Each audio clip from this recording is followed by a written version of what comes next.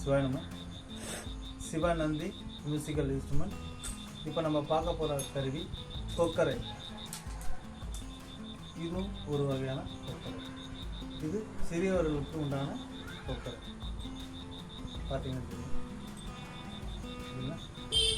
இதில் லிங்கம், கீழே சலங்க, நெற்றிப்பட்டை, கீழே ஊதத்துக்கு உண்டான இடம் கொடுத்துருவோம்.